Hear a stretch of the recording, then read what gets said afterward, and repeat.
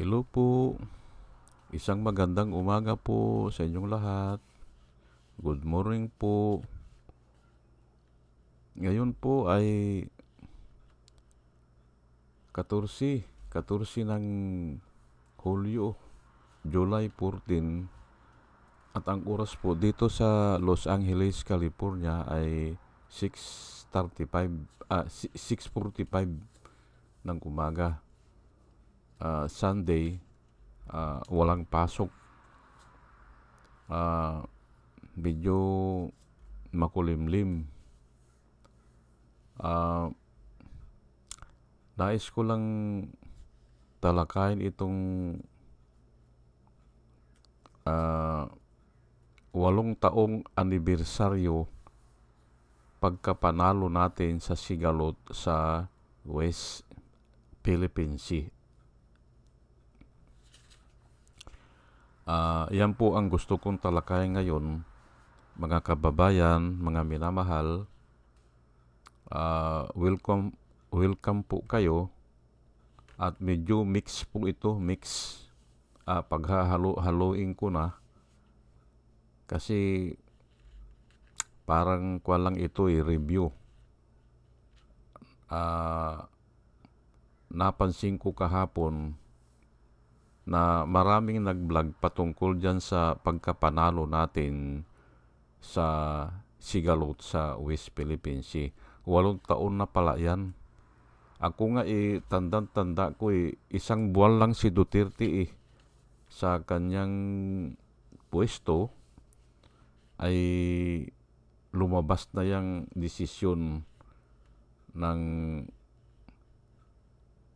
yung desisyon na nanalo tayo sa permanent arbitral ruling ata ng UN,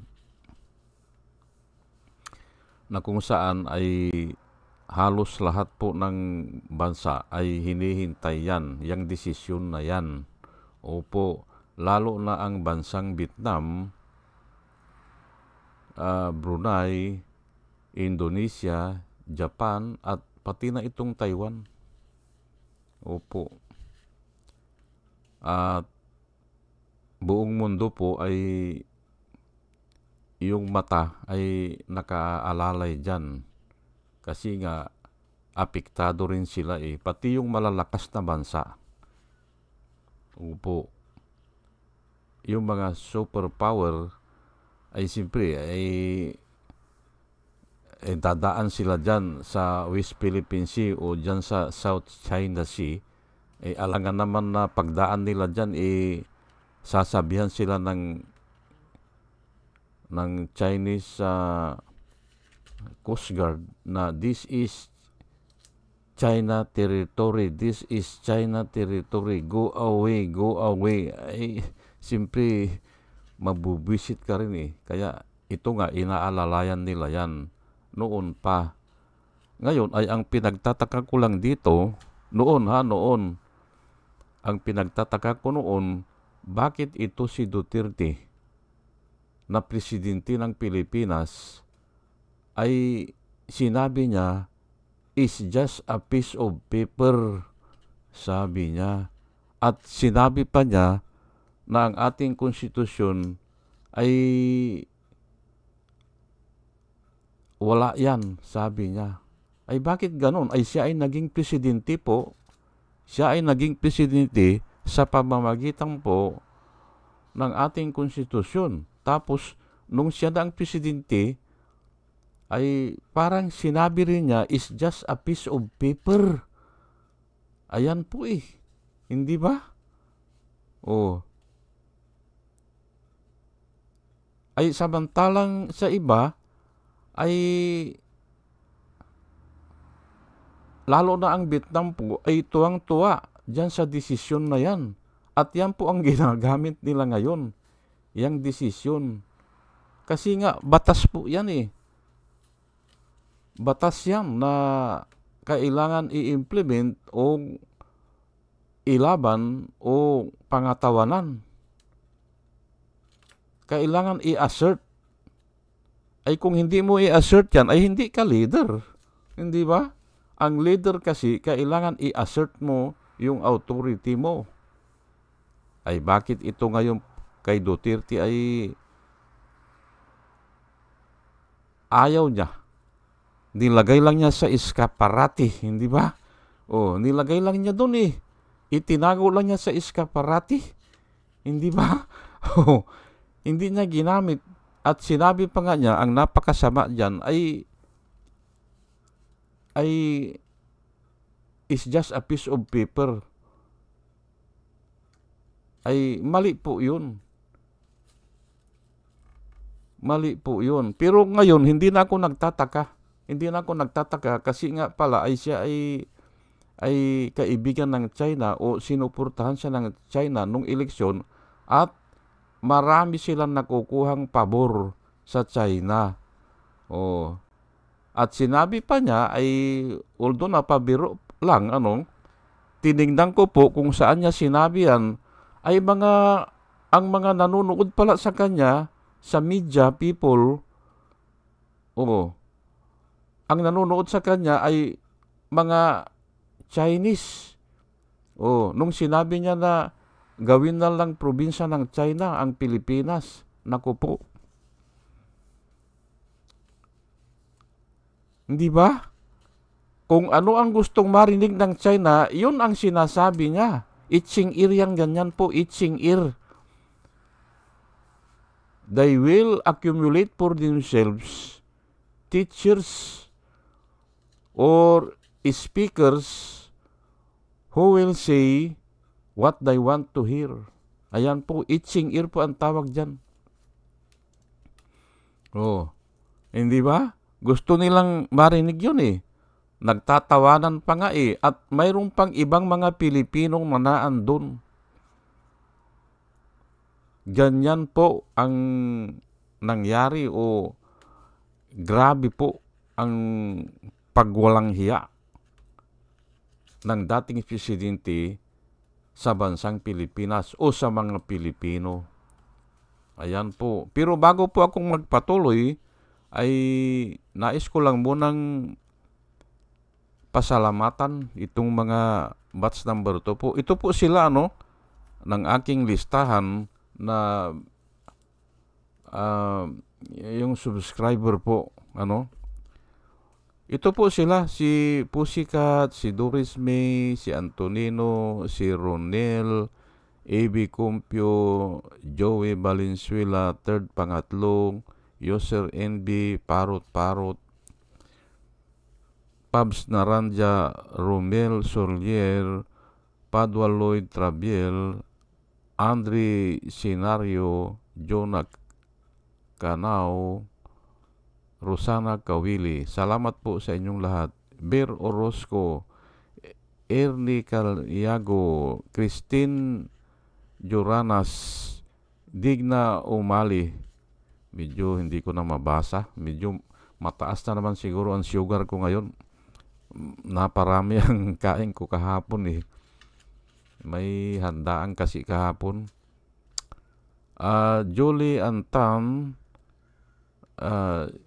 Jose Labir Niabot, Andy Gimpaw, User GH, Andy Guillermo, Joseph Angelo, Mayra Medina, Rafael Aquilato, Mayet Hinsyo, Dio Yanong, Bilya Lagidyo, Mr.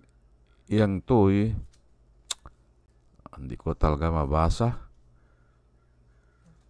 Emilita Roa, Monica Dongsao, Richard Jamura, User KK, User XQ, Nelson Nocop, Salvacion Akisar, Sinaida San Andres, Joey Chavez, Ramon Junior Rojas, Hail Villarreal, Rose Jack Norme, Arnel Araujo, Vicente Tablati, Sweet Potato, Coco Guid, Orly Nunez, Estelia Rumbano,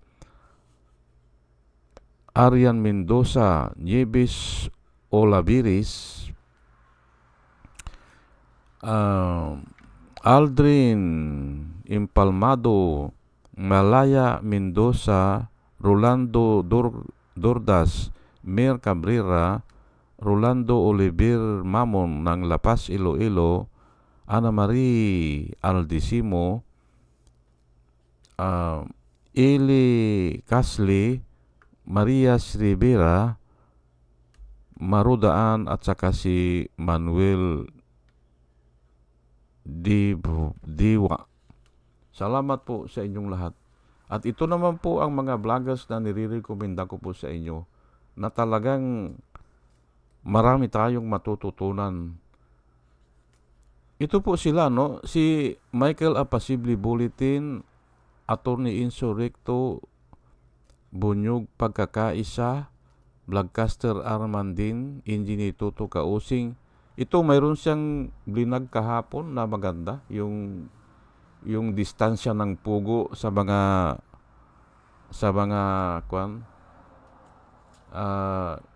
critical na base militar ng natin at yung kasamang Amerika. Dinidiscuss niya. Maganda po.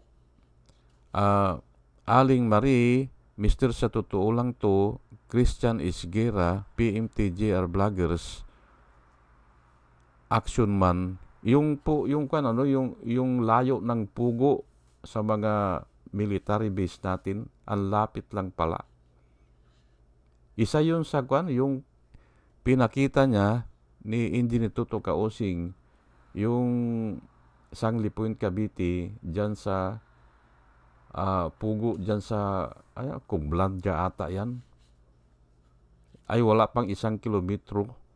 Ay iyan po Sangli Point, dyan po ang imbakan ng bala. Opo, alam ko yan. Oo, dyan iniimbak ang bala. Opo, underground. At saka yun naman sa Marabilis, alam ko, may pagawaan din tayo ng bala dyan sa Marabilis. Opo, kasi yung estudyante ko na mechanical engineer, dyan siya naka-assign ngayon Opo, dyan sa Marabilis. Ano ka kung trabaho mo dyan? Pagawaan sir ng bala. Kaya alam ko ituloy ko lang po si PMTGR Vlogger tayo, Action Man, Roy Japantor, Divina Apostol, CG Picchay, Kapihan ni Artat Ago, Dimjus Journey, Kakamping, ang Batas with Attorney Claire Castro at saka yun si Kawaldi Carbonel. Ugaliin po natin na panuorin sila at marami po tayong matututunan. At nakikita ko po na para po sa bayan, kaya sila nagbablog. Kaya suportahan po natin sila. O sige po, at tayo po ay tuloy-tuloy na sa ating discussion patungkol po dito sa 8 taong anibersaryo pagkapanalo natin sa Sigalot sa West Philippine Sea. Opo, international ruling po yan. Dinala ang Sigalot sa higher authority. Na tama naman po yan. Kasi nasa Biblia po yan If there is a dispute, the two will go to the authority higher than them. And the authority higher than them will issue a verdict. And the verdict shall be followed and will settle the dispute. Ayan po ang nakasaad po sa Biblia yan. Ngayon ay labanan nyo yan kung kaya nyong labanan na ang dalawang tao kung hindi magkasundo ay pumupunta sila sa authority higher than them. Ngayon ay bakit itong China ayaw pumunta o hindi nakikipag-cooperate? Kasi alam nila talo sila Ayan po, hindi sila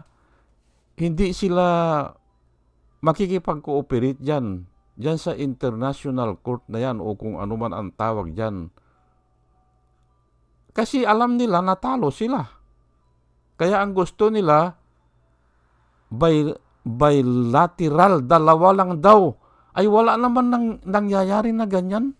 Yung mag-uusap na si Pedro at saka si Juan ay ay nag-aaway sa isang bagay, ay wari pwede yun na walang tagapamagitan para pag-ayusin sila, na usually ang tagapamagitan po ay tao na ginagalang nila o nirirespeto nila o mas mataas sa kanila. Higher than them nga eh. O, ay ito namang China, ayaw talaga kasi alam nila, bugos lang yung claim nila eh. Alam nila yan. Ngayon, pagdating naman dito kay Duterte, ay simple, panig sa China po eh. O, kampi sa China eh. Kaya sasabihin niya, it's just a piece of paper. O, di ba? Ayan po. Pero wag na po kayong magtaka. Kasi nga, baka gagawin siyang hero ng China. Opo, gagawin siyang hero yan. Kasi yung nanay niya, yung Soledad ata, ay gumawa ng school sa China. Aywan ko kung saan dyan, ay hanapin nyo na lang kung saan yan, ano? O, mag-imbestiga kayo. Pero ipinangalan pala sa pangalan ng kanyang ina. Ayan po. Kaya nga kako gagawing hero yan eh. At pag hero po, ang isang tao sa China, pag dineclare kang hero, yung pong kayamanan mo, hindi po kukumpiskahin ng gobyerno. Yan po ang napag-alaman ko nung ako ay nasa China. Opo, 45 days po ako dun. O, yan ang napag-alaman ko. O, pag hero ka, pag dineclare kang hero, yung ari-ari mo, hindi nila gagalawin o hindi kukunin ng gobyerno. Ayan po. Kaya nga siguro, ay ganun na lamang, hindi ba? Gayon na lamang ang mga pagsisikap ng mga Duterte. O, ay pero papayag ba yung mga mayayaman sa atin? Papayag ba sila? Ay hindi ah. Bakit papayag sila na kung tayo po ay probinsya na ng China, sasamsamin na yung kayamanan nila? 18 years daw eh, 18 years? Oh, sa'yo yan. Pero after 18 years, hindi na sa'yo yan. Gobyerno na ang may-ari niyan. Ngayon, kung mahirap ka talaga, sabi nila, kung mahirap ka, Simon talaga, mahirap ka, bibigyan kang 2 years na grace period. Bibigyan ka kung wala kang tirahan talaga. Oh, may grace period ang gobyerno ng 2 years. Pero after that, a total of 20 years, hindi na sa'yo yan. Yang binili mong bahay. Oh, ganun po yan. Luti bahay ata eh. Oh, ayan po. Papayag ba yung mayayaman sa atin? Ay hindi po. Nasasamsamin ng China ang kanilang kayamanan, hindi ba? Kaya nga yung biro ni Duterte, pumapalakpak siguro yung mga mayayaman doon o yung mga kwan niya. Pero ang salubin nila, ay hindi pwede yan. Hindi ba? Oh, hindi pwede yan. Kaya nga lang ay courtesy siguro, ay pumapalakpak sila nung yung mga Pilipino doon na mayayaman na nakikita ko. Pero sa kalooban nila yan, hindi sila papayag dyan. Oh, mga Ayala, mga Subil, papayag ba dyan? Oh, mga Ortigas, hindi ba? Oh, ay isama na natin yung mga biglang yumaman, hindi ba? Papayag ba sila dyan? Hindi ah. Common sense lang naman. Kaya ito si Duterte, paano sasabihin niya na may mga kabig pa siya niyan? Hindi ba? Malabo po. Ngayon ay sinir ko lang po yung natutunan ko sa China. Sinir ko lang. Kasi nga tinanong ko sila eh. Yung mga engineers po, tinanong ko nung ako ay nagdi-demonstrate ng machine namin doon sa China. Dinemonstrate ko. Lahat ng tanong nila sinasagot ko. Ay pero nung kwan na kasi ay kwan 2012 po yun eh. 2012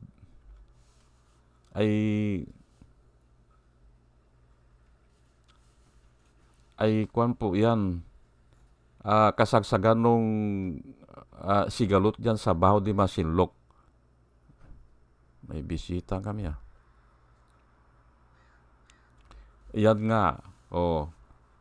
Ang sabi ko ay kanino ba itong yung ari-arian na ito kasi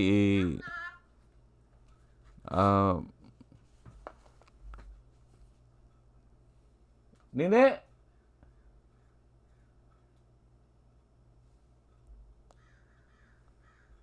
naandyan na yung bisita.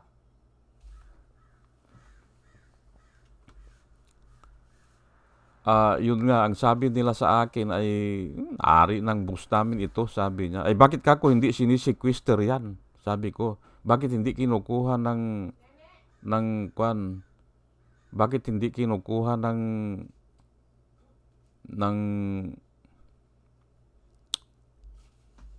ay, sandali lang po ha, at may bisita kami eh. Sandali lang po ha.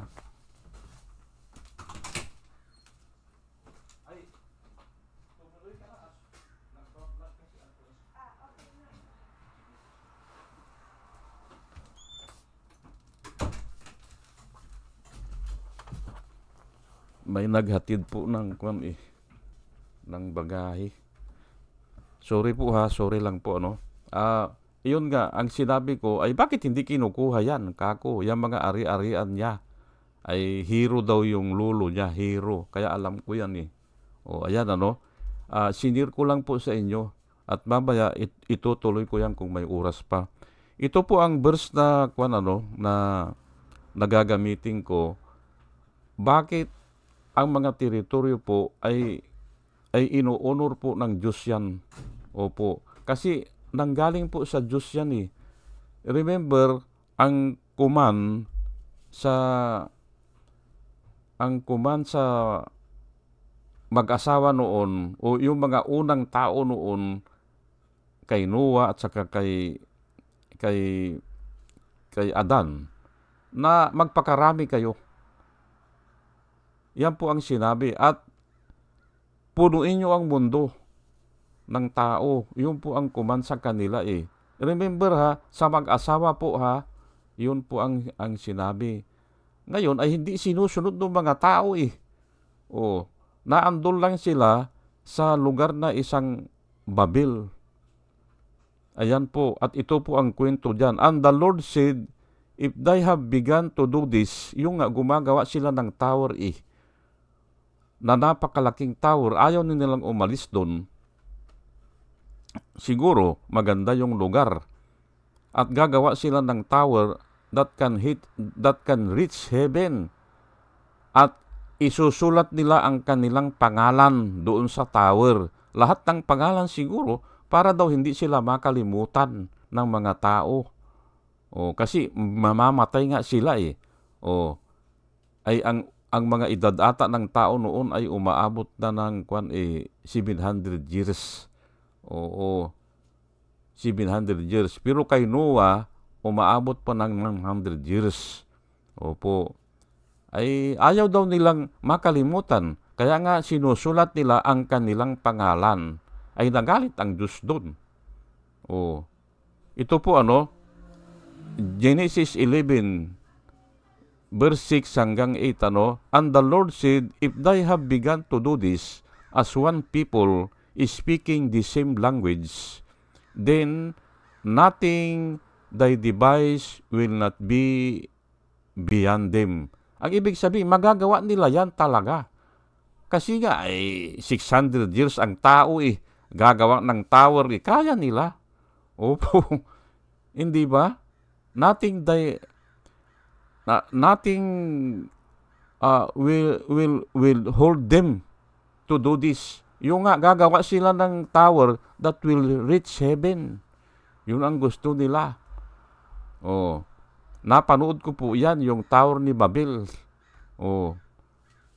Gusto nilang panain yung Diyos Hinahanap nila yung Diyos sa langit, papanain daw nila Yun ayawan ko lang kung saan nila nako yung istorya na yan. Kaya pinagalitan sila ng Diyos. Pero ang ibig sabihin niyan, gusto nilang pantayan ang Diyos. Opo. At ginuho po yun ng Panginoon. come, let us go down and confuse their language, sabi po ng Diyos, so that they will not understand one another's speech. Ayan po, kinumpuse po ang language, at ito po ang verse number 8, so the Lord scattered them from there over the face of the earth. Ini-scatter po sila.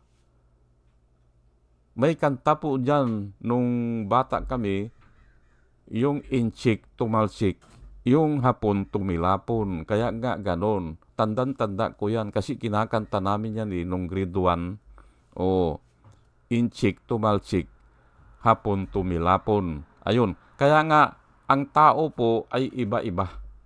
Opo. At dahil sa iba-iba ang language o iba-iba ang lugar, nagtataka kayo siguro, may matatanda hanggang ngayon na nagtatanong, bakit nga iba-iba ang tao? Ay, nasa Biblia po yan eh. God scattered them abroad. At saka, they confused their language. Doon sa katanungan na bakit iba-iba ang salita. Ay, yan po ang design ng Diyos eh. Para hindi na yung gagawa ng turi ni Babil. Ayan po, hindi ba? Ngayon ay so, may mga Pilipino, may mga Chinese, may mga Japanese, mga Thailander. Ayan nga, in-scatter nga eh. Ngayon, binigyan po yan ng kanya-kanyang teritoryo kung mamarapatin nyo, natatawagin natin na teritoryo o bansa o lokasyon. Hindi ba? Ayan. Jeremiah 5:22. Hear this, O foolish and senseless people who have eyes but do not see, who have ears but do not hear. Do you not fear me? Sabi po ng Panginoon, hindi ba kayo natatakot sa akin? Declares the Lord. Do you not tremble before me, the one who set the sun as the boundary for the sea? Ayan po, siya ang naglagay ng boundary ng mga karagatan, hindi ba? O kung ang tawag mo dyan, kung tatawagin mo ay boundary ng lupa, parehas lang yan. O boundary ng karagatan, parehas lang. Ako kanya ang nagtatag dyan, sabi niya. The waves, boundary of the sea, and enduring barriers it cannot cross. Ayan po. Hindi ba kayo nagtataka na bakit hindi nga hindi nga lumalampas dun ay siya ang nagtatag niyan. Ang Panginoon po ang nagtatag niyan. The waves surge but they cannot prevail. They roar but cannot cross it. Ayun, Pag sinabi ng Panginoon na hanggang diyan ka lang, yung karagatan ay hanggang doon lang. O yung lupa hanggang doon lang, hanggang doon lang. At yan ang tinatawag natin na teritoryo, hindi ba? But these people have stubborn and rebellious hearts. Mga rebellious daw yung kanilang mga kalooban o ang kanilang puso. They have turned aside and gone astray. Ayan po. Ay binigyan na nga ng ng teritoryo, gusto pang sakupin na lahat, hindi ba? Ayan po. Pero may ikikwento ko po sa inyo na hindi po lahat ng Chinese gusto yan. Yung nakausap ko po doon sa Hangzhou, mga engineers po yun, hindi rin sila komportable doon sa ginagawa ng military nila na yung minamaltrato yung mga mangingisda natin. Hindi sila pumapayag dyan. At yan nga nung araw na bago ako umuwi, kasi nga pinipilit nila ako magsalita, nagsalita ako sa kanila. Ang sabi ko sa kanila, tingnan nyo yung mapa. Mga engineers po ito Tingnan nyo yung mapa. Ay ang lapit ng Scarborough Shoal. 200 nautical miles yan. Ay kayo kako, 1,000 nautical miles kayo, yung mainland China. Yung Hanjin. Ano ba yung pinakamalapit nila? Hindi Hanjin eh. Yung pinakamalapit nila ay 800 nautical miles. Yung probinsya nila. Na island po yun. Ay, ang layo niyan kako. Kung kukunin nyo yan kako, ay saan kami mangingisda? Paano kami mabubuhay? Naniniwala sila sa akin eh. Hindi nila masagot eh. Pero nung una, galit na galit sila sa akin kasi nga, yung kapanahonan na yan, October po ako na andun, September at saka October ng 2012. Pero nung mga Mayo ata, minaltrato yung mga mangingisda nila. Kaya tinatanong nila ako, Simon, bakit ganyan? Sabi ganun. Bakit ganyan? Ay kako, wala akong alam dyan kako. Kasi nasa Amerika ako. At saka kako, gobyerno sa gobyerno yan. Pero alam ko, propaganda lang yun. Propaganda po ng China yan. Kasi, ito nga mix kasi ang lecture ko ngayon eh. Ginagawa po yan ng China para lukuhin yung mga tao niya. Opo, yung mga citizen. Yan po, propaganda lang yan. Pero hindi pupunta ng gira yan. Kailanman hindi pupunta ang itong China sa gira. Alam nila talo sila diyan eh. Alam po nila talo sila kaya hindi sila pupunta diyan. Ngayon ay bakit ito pinapalabas nila, hindi ba? Pati nila Duterte, pinapalabas ng mga DDS na 7 minutes lang daw na andyan na yung missile. Kalukuhan po yan. 7 minutes. Hindi po. Kung ang missile nila ay manggagaling sa mainland China, baka 20 minutes yan. Kung baka aabutan pa ng 30 minutes. Bakit hindi ko alam yan? Ay nung nasa Saudi ako nagpapaputok ng missile ang Scud missile ang Iraqi nabibigyan kami ng 15 to 20 minutes na alarm. Nag-aalarma muna kasi nakikita po nila yan sa sa radar saan ang trajectory, saan pinaputok. Pero hindi 7 minutes. Malayo po yan Mas malayo pa nga ang China kisa yung Iraq Sa Saudi Arabia, bakit mayroon kaming 15 minutes na alarm? Hindi ba? Kalukuhan yan, 7 minutes. Kalukuhan po yan. At wag po kayong maniwala dyan, lalo na itong sinasabi ni Sara Duterte, hindi ba? Bakit ganun? At hindi po pupunta ng gira yan, hindi. Alam nila talo sila. Ngayon, sinasabi ko lang po ito kasi ang findings ko, para magbayad ng tax ang mga tao kasi nga mayroon tayong gira. Yun po, ilalagay nila sa media na tayo ay pupunta sa gira o magkakagira. Kaya magbigay kayo ng pira sa gobyerno. Ayan po. Yun lang ang gusto nila dyan para makontrol nila ang mga tao. Mayroon tayong common enemy. Hindi ba? Parang ganyan din ang ginawa ni Marcos nung bata pa ako. Nung bago nag-declare ng martial law, nagdagdag ng military si Marcos. Opo. Bakit? Yung Sabah, kukunin daw natin ang Sabah o ang Sabah daw ay sa atin. O ang Sabah daw ay ari ng yung ano ba tawag diyan? Yung raha ng ng Mindanao. Ayan po, hindi ba? Pinaputok na ganyan o nagdagdag ng military ay pero pala ginamit lang sa martial law. Ganun lang po yan. Propaganda lang po yan. Pero ngayon po, kaya nga mix ito po kahapon o kagabi, mayroon akong tinignan na yung vlogger na international po 3 vlogger ang tinignan ko. Ito nga na ang military ngayon ng China ay nagkakagulo na. Opo, baka magkaroon ng kudita o magkaroon ng rebellion. Ito po 3. Tinignan ko yung China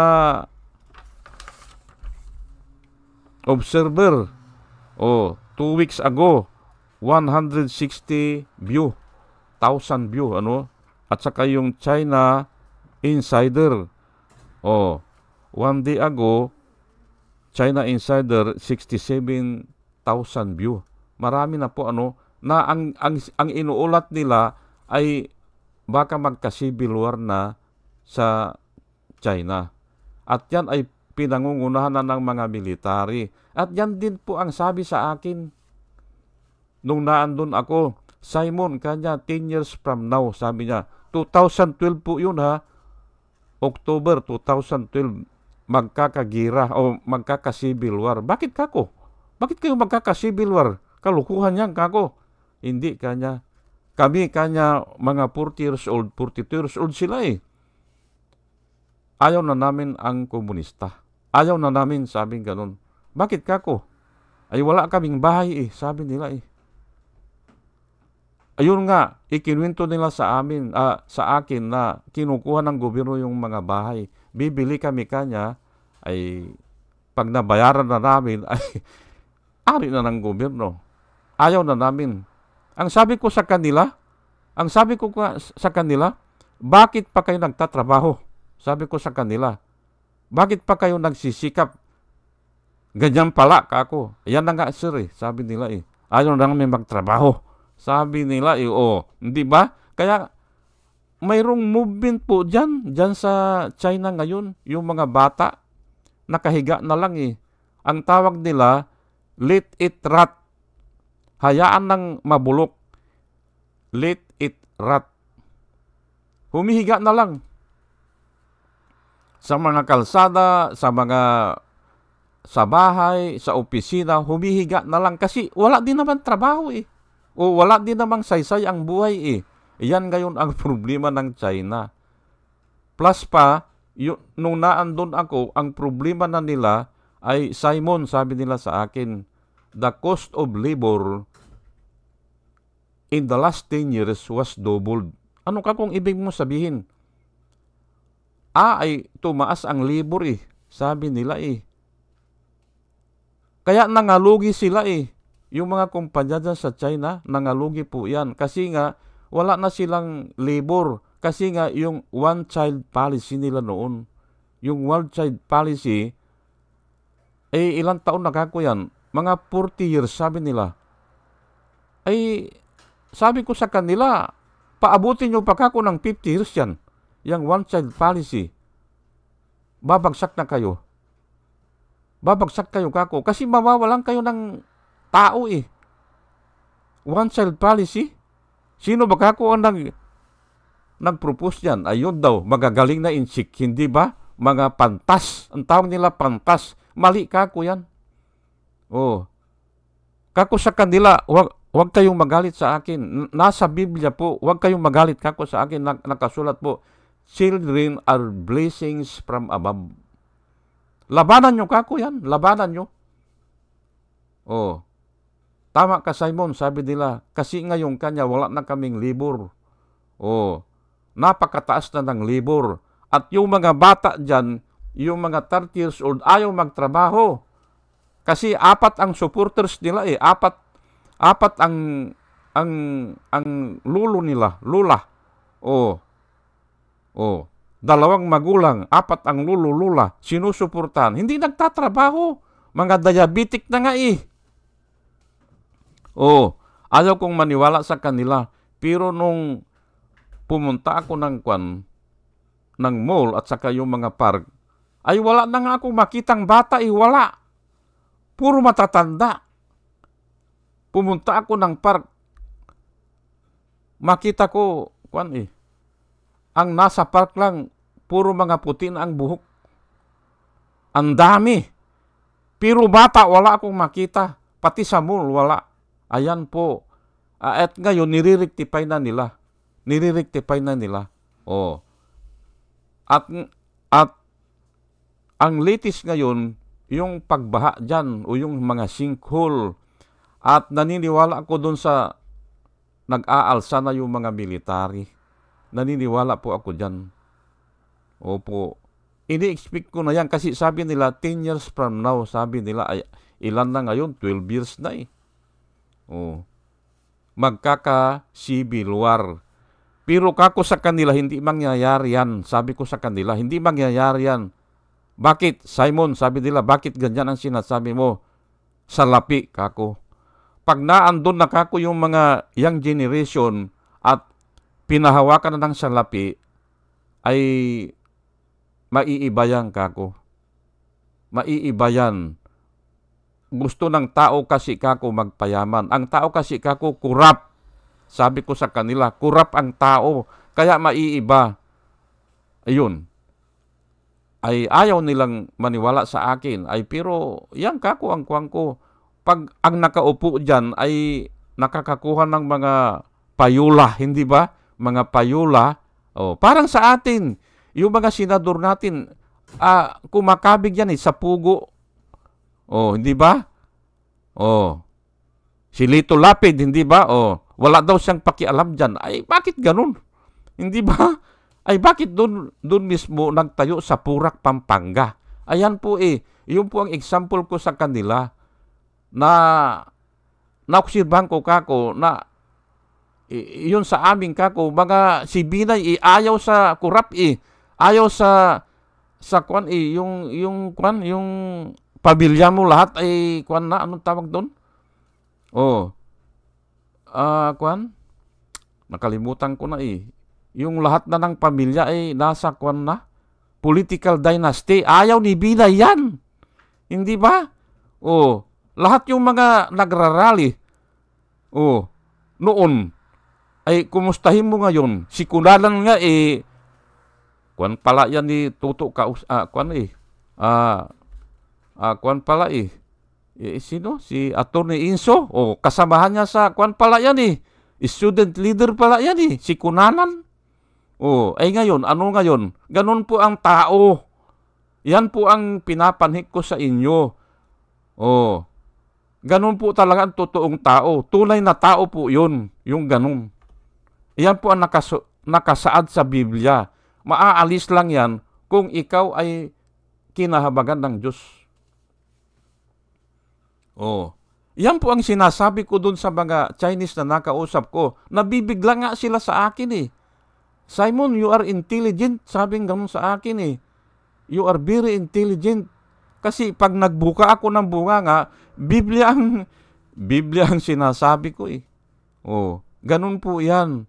O sige po, hanggang dito na lang po at sobra na po yung oras ko sa bagay ay linggo po ngayon ay ipagpaumanhin nyo po pero yan lang po kaya sabi ko ay mix ang tatalakayin ko ngayon at muli ay isang magandang umaga po sa inyong lahat mga kababayan, mga minamahal, welcome po kayo sa aking vlog at bahala po kayo kung ano ang reaction nyo o itatanong nyo sa akin. Isulat nyo po dyan at